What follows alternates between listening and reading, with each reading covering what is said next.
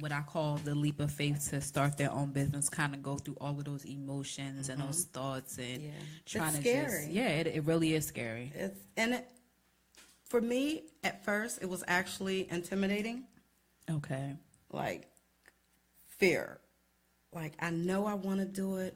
I can't stop thinking about doing it. I couldn't sleep. But the fear had me so scared that, that's why it took so long. So you kind of sat on it for a while, but after I started seeing other people putting their products out and networking with other women, there's no reason why I can't do this as well. So, yeah. So, everything isn't for everybody. No. It's just not no kind of way, however you try to wrap it in anything in life. Because people are so diverse and so different. So who would you say is like your ideal client? That will sit in my chair and let me do what I want. Okay. It's so much easier. Okay. So you probably wouldn't want me in. So you don't like the people that's like, I want it no, like this, and I want my line to go horizontal and a flower in the middle. You get that one shot and that's it. I will not take you back. No. I want you to sit. My ideal client is actually Stephanie Belle and Lachelle Lewis. Okay. So they come in and they say, listen, they are actually, anything they let me do. Lachelle and Stephanie just sit there. They just trust you. And let me do whatever I want. So you like to have your creative juices flowing. I love it. I love it. And when I know that they're coming, it's like I'm up the night before, like, what am I going to do this time? Okay, because you got to give them something different every time. Yeah, every time, So, yeah, I just like the creativity part. It's harder if you come and sit in the chair. I want the red on this finger, and I want red and blue. I can't. That's too much. So you don't like the stickler. So you like more of the free spirit people that kind of just let you go into your creative and do what you do. Right. Cool. I feel it. I love it. So I know you said that you did research into other nail polish lines and brands. So how do you feel about the competition in the market? Like in your immediate market, like in Eastern Shore, is there any competition out there? How do you feel about the bigger name nail polishes like Opie or any of the other polishes out? I welcome competition because it motivates me, actually. Absolutely. If I didn't have competition, I don't know what I would do. Like, there's nothing to look forward to, or I don't know if I'm saying that right. Yeah, I follow you. Do you get that? I definitely follow you. Yeah. So I welcome the competition. I don't really see competition. Right, you just in your own lane. I'm just doing me, That's very important. If I focused on the competition, I probably would be back to square one. I'm so glad you said that. Absolutely. You have to kind of have like tunnel vision because you get so distracted by what somebody else is doing that you forget to focus on what you're doing and building your brand and getting yourself out there. Right. So definitely, you definitely need to have that mentality. And I think it's super dope that you have that and you can recognize that. I'm not worried. I know it's competition out there, but I ain't really worried about it because I'm doing my own thing. I'm worried about what I'm doing and focus on what I'm building. Exactly. Absolutely. Probably on two different pages. Right. So, yeah, I welcome it. That's good. It's not a scare tactic. That's good. And like I said, I think that's great that you can recognize that. Like, I understand the competition. And I think people have to learn that you find out who your competition in your market is. You figure out what they do, and then you focus on what you do and how to make yourself better and how you're going to brand and put your product or business out there and just become better for yourself. Not, Pepsi did this, so now I'm going to do that. You just do your own thing. Like I like to say, everybody got a lane. Stay in your lane. Exactly. Everything ain't for everybody. Like I said. So people learn how to stay in your lane. Exactly. So as a businesswoman and as a CEO and running businesses, I know that in this journey that we have a lot that we have to overcome as women. As being a mom, you said you had 2 kids. We have to make a lot of sacrifices, and we have to overcome a lot of things. And I think a lot of the time that the hardest things that we have to go through and push through are the things that build the most character in us and the things that motivate us the most. So What's kind of some of the things that you've had to overcome and to get you to where you are?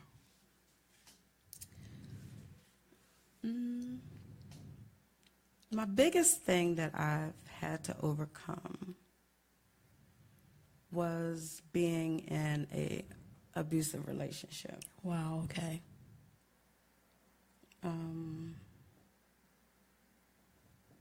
Pretty much the biggest obstacle that was like my biggest fight of my life. Literally. Literally for my life. For my kids. Okay. For my daughter especially. So that she doesn't grow up thinking that that's okay. Absolutely. For my son, so that he doesn't grow up thinking it's okay to do that. Absolutely. You respect your mom, you respect women. So that was my biggest obstacle, was getting out of an abusive relationship. Okay, so you're definitely a domestic violence survivor. And, it's a serious thing. It's taking place very heavily in the country, in our city, in our state. And we kind of chatted, I had my own situation that I shared with you. Mm-hmm. So I think that when we can come out of those situations and use that as motivation to say, listen, I went through this. Mm-hmm. And if you were going through this, you don't have to stay stuck there. Exactly. I went through this, and look where I'm at now, and look what I'm doing. You can do it. What would you say to people that are in that situation? Use your voice. That's good. Speak out. Tell somebody. But at the same time, it's so humiliating. Right. To do that. It's embarrassing. I can relate. I think that was my reason for not using my voice earlier. Embarrassment. People gonna think this, not Faye, mm-hmm. Right. Not her, but it was me.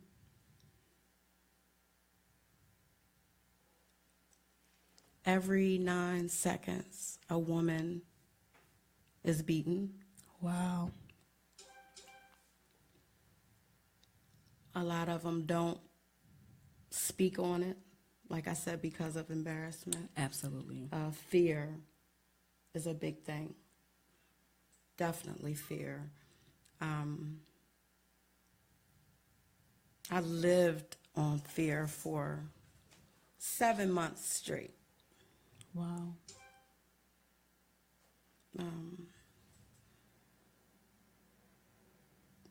There's nothing to be ashamed of. I can say that now that I'm out of it. Right. That there's nothing to be ashamed of. Right. And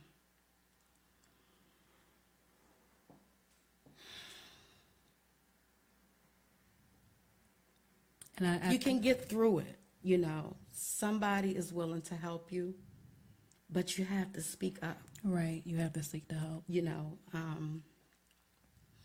I would like to thank the Miss Shore Council on Family Violence Shout out to them for helping me. Robin Sample.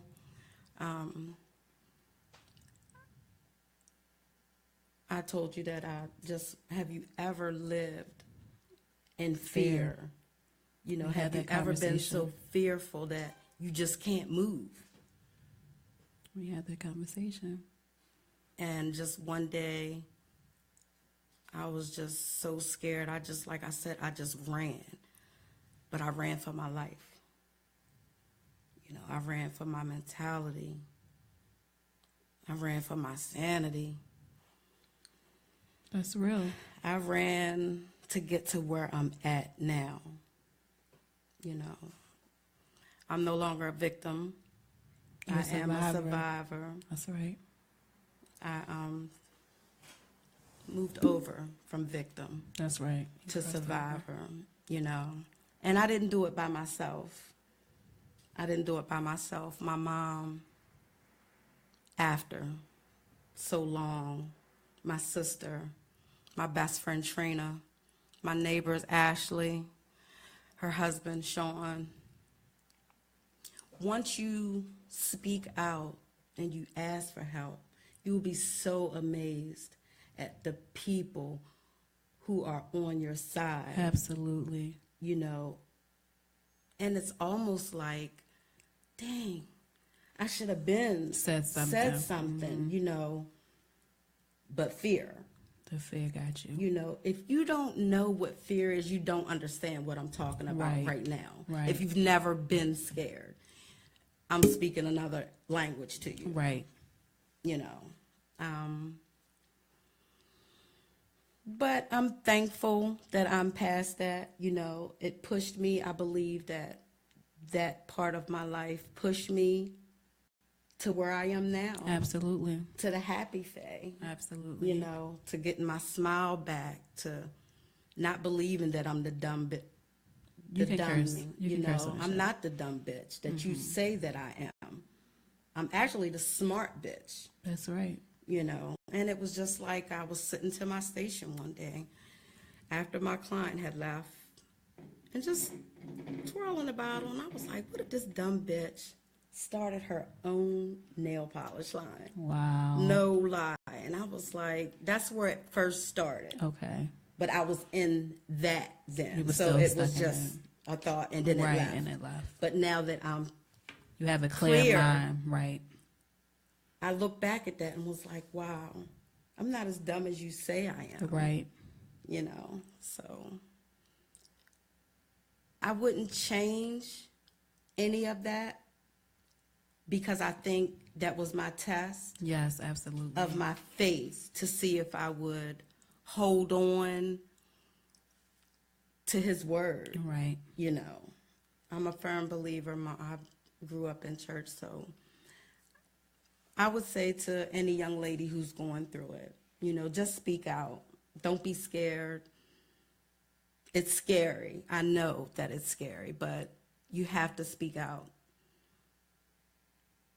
That one punch, that one push, you could just fall and just hit your head, and that's it. Absolutely. It wasn't, I meant to kill her. I didn't mean to hit her that hard. That's so real. But you're a man hitting a woman. So real. You know? And I'm so glad that you have gotten to the place, and we kind of chatted about this and prepping you to come on and talk to this. But like I told you, like, it's somebody that's watching or listening or that knows somebody in the same situation. And sometimes we just need to know that there are people out there that were in the situation that we're currently in, and they overcame that situation, and you know, like you said, you went from a victim to a survivor, and I commend you on that, and I'm glad that you were able to get out. I spoke on a domestic violence panel for young girls, teenagers, and some of the other older women who were on the panel, the stories, I mean, unbelievable. And we not gonna have no cry fest, but I'm talking about, you are very lucky to be a survivor, because a lot of women do not make it out, unfortunately. Sometimes the abusers don't make it out because the victims shoot and kill, and they get pushed to that point where they feel like it's nothing else that's going to save me but killing this person, killing the person who is harming me. Yes. And also, domestic violence is not just isolated to a man hitting a woman. It can be a woman hitting a man. Absolutely. Yes. So definitely want to shed light on that. And just, you know, if you're in that situation, like Faye said, sometimes it's the embarrassment. I went through my own situation, and it's like I didn't even tell anybody, but people started finding out. And when people started finding out, it's like, I'm trying to save myself the embarrassment. I'm trying to save you the embarrassment. But now it's already out there. Yeah. So, you know, I think it's important. And this is one of the other things, that you never know what a person is going through. We look pretty on the outside. We dress up. beat our face, get our lips popping, and put on our on the inside. Yes, and we crying. are dying Yes. and hurting. Someone is walking around right now as a functional person that is going through depression, mental illness. Somebody is suicidal at this very moment, right now. and they do not know what to do. So you never ever know what a person is going through. So it's just a testament that be kind to people. Be kind to people because you never know. Try to pay attention, and this is my social work personality coming out.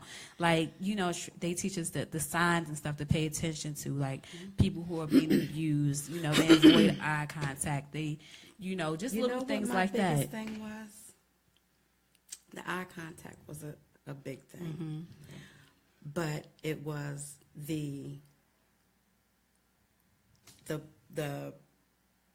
I hope nobody notices. Right. You didn't want anybody to notice because, like you said, it was an embarrassment. I hope nobody notices. You know what I mean? But your friends notice the change. Absolutely. They notice that you've become isolated. Isolation. He's possessive. Those are signs that you look for. That possessiveness, that's a big red flag for me in future relationships. Right. I could imagine, You know, possessive, name calling, you know. Just verbal abuse and mental abuse. Oh, my God. Yeah, it's real. It gets deep. Yeah. All of that. It's not just hitting. Right. It wasn't always hitting. Let's just be clear about that. It wasn't always hitting. But when it was hitting, you know, ass beatings. Not just a slap, you know. You just, I don't know. It's a touchy subject that no one really likes to talk about, you know. But somebody that's looking at this broadcast right now is actually going through that. Absolutely. So what would you say to that person in that situation right now? Call me. Talk to me. That's big that you open that door. I'll talk to you. I can share with you what I've been through. Call me. And I think that's really big. I know, and I may still do this. At one point in time, I had an idea where something like you just did, like, listen, I've been through such and such and such and such, and if you need somebody to talk to, my inbox or here's my phone number, it's open for you to use. I got to think about a little more of how to facilitate that, but I think people really need that outlet. Oh, yeah. And they need someone. It's like, you know, when people are going through a drug program, the sponsors are people who have been drug addicts and they're recovered now, and you sponsor the next person. So I think to know that you're not just telling me this, you're not just telling me something you learned in the textbook. This is you speaking from you, from your heart, from experience. You know what it feels like to have a craving and you trying to get out. You know what those night sweats feel like. So you know what it feels like to be abused and beaten on by a man. You know what it feels like to be scared and embarrassed. And I think we have to shed light on these topics more. Like you said, people don't talk about it a lot. It's like the elephant in the room, but we definitely have to bring more light into those topics. And I thank you for being open and sharing and getting to that point where you can talk about it. I would just like to say that I'm a big fan of domestic violence survivors. The Talbot County, excuse me, I'm sorry, I forgot the name just that fast. Mid-Shore Council on Family Violence. I'm so sorry. Robin Sample. I will be donating my services to victims of the program. That's how you do it. Yeah, giving back, no charge, free manicures. That is so awesome. You know, sometimes you just need that outlet to get out, you know, that face-to-face time with somebody else who doesn't know what's going on. Right, someone you don't know. You know? And it feels good. Yeah. For, if not, but 15 to 20 minutes. Right. You smiled today. Yes, absolutely. You know, you felt good. When you get your nails done, you feel. Yeah. I know I feel fabulous. Yeah. When I get my nails done, I feel fabulous. Yeah. You know, so can you imagine how someone who's being beaten on, you feel fabulous? You are so awesome for that. You know? So I'm giving my services to them. I'm excited about it. I want to give back to the community.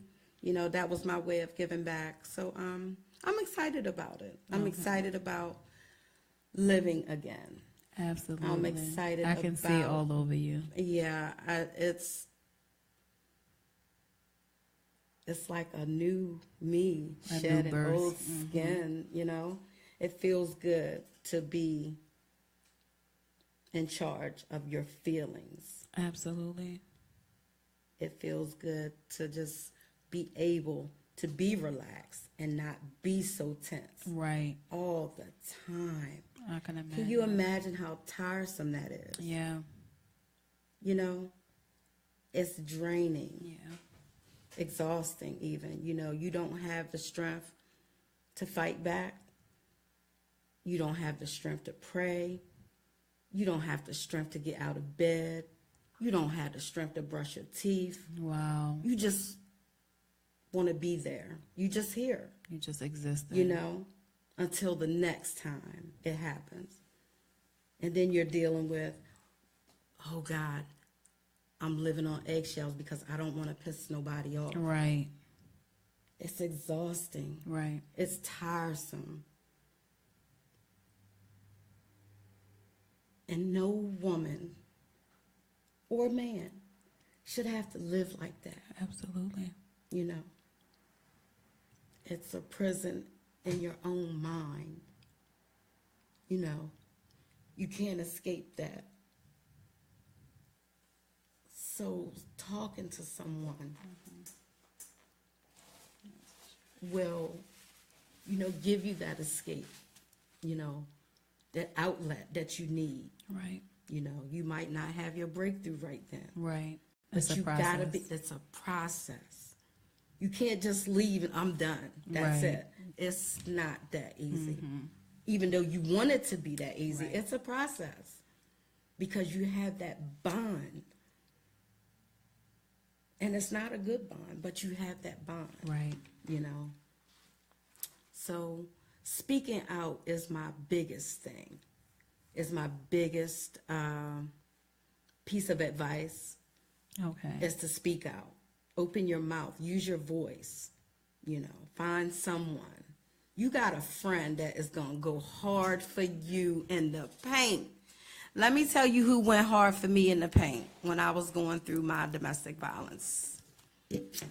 My best friend, and I'm not going to get emotional, my best friend, Trina Stocker. We need, best friends are awesome. We need She went hard in the paint for your girl. You hear me? That. That's what yeah, she stood up to a giant, and I love her for that. I will never forget her for that. You know, she did what I couldn't do. Right. You know, and in the moment, I'm like, what? You know, inside. Thank God for her. Thank God. You know. We all need somebody, because I know that was one of my best exactly, friends. Yeah, exactly. We all need that best friend that you can open up to. Absolutely. You know. We all need somebody. We need somebody. Everybody needs somebody at some point in time, you know. Like I said, I think it's so awesome, like, the tone of my voice, because I'm trying to keep myself together, because, you know, and we've talked about this before, and I shared my situation, and, you know, I'm just glad that you were able to come and talk about it and be real about it and be transparent about it, and then just talk about how you overcame and now how you're giving back and you're helping other people that went through the same situation. So that's super dope, and I commend you for that, and that's excellent. Anything that I can do to help you with your community outreach, definitely let me know. I definitely want to support you on this journey of recovery and healing, and you have such a pretty smile, so I'm glad that you are able to smile again and laugh again and joke again. And it feels good. It looks like it. It does. You look like people you're free. Stop me all the time like, Faye, you really look good. Yeah. My niece, I would like to shout out my niece who also hid me. Keandra Briscoe. She's a social worker. Okay. Shout out to the social workers. Yeah, right. She actually was I think she was like a head caseworker. Okay. At a domestic violence program. Wow. So she actually helped me through that. That's I mean, awesome. she held my hand. That's another thing. Don't try to do it by yourself. Right. You'll fail. You'll go back. Right. Over and over again. You need that support system. And I've done that. You're going to do that. You're going to go back. I believe it's 2 times out of 7 that you'll go back to your abuser. And that's a lot. Because like you said, that one time could be it for you. Mm-hmm. Yeah. A push. And I hit my head on the corner of the table. And that's very real. It's real. It's very real for me. Just you saying that, like, yeah, it might not be the intent to harm me, but you just never know. So then here we are. You're going away, and I'm gone. So everybody's losing here. Right. So just speak out. Use your voice. Jamais has my number. If you ever want to call and talk to somebody, you can call and talk to me. I'm here for you. I'm willing to listen. I know you can do it. Just speak out. You can do it. I'm a survivor. And look at me. I'm so happy. Thank you again for sharing that. So as we wrap up, what would you say are the top these 3 skills needed to be a successful entrepreneur? You have got to have drive. Absolutely. I would say your vision. And you got to be a go-getter. Well, that's drive. You got to be a go-getter. But you got to grind. You got to not worry about the naysayers. That's good. Yeah. That's good. Yeah. Yeah, you got to have a vision. Definitely need to have a vision. Yeah, we talked about that a little bit on the show last week. I don't know if you had a chance to tune in, but how visions and goals are important. So, yeah. Absolutely, definitely. I think branding is important, too. Branding is definitely I'm loving important. branding. I'm loving the branding part of it. I really love that. As she's branding right now with her Cose T-shirts. Belle. Yes. So tell the people where they can find you, how they can connect with you. Drop all your social network information, website, and all of that good stuff. I am on Instagram. I am Cose Belle 1. You can catch me on Facebook, Cose Belle Nail Lacquer. You can catch me on the web at www.cosebellynaillacquer.com. And that's it. You everywhere. I'm not on Snap yet. I haven't got the hang of that. So give me some time, and I might be on there. Coming to Snapchat soon. Snapchat coming at you. Yes. So I want to thank you again for coming on and sharing your story and driving up from the Eastern Shore. I know it's not right around the corner. So thank you. I definitely feel yeah, they all right. I definitely look, she like, we in Baltimore. Somebody trying to get in. Is we good or is we not? But again, thank you for joining. It's been a privilege. I definitely look forward to supporting. Make sure you guys come out on Sunday. Radio on Fire. We'll be doing the media coverage. We're going to do a red carpet style. We're going to do it up real big for you guys. I have the pleasure of emceeing this great event. I'm looking forward to it. Wait to have so you. we're going to be in the building. We're going to come out and represent. We're going to have a good time. So definitely come out and support her launch event on Sunday, April 2nd from ABM Dance Studio. Yes. So thank you guys for tuning in. Remember, we're broadcasting live from RadioOnFire.com, your news, sports, and entertainment source. And I will talk to you guys next time. And remember, stay dope. Stay dope. Thank you.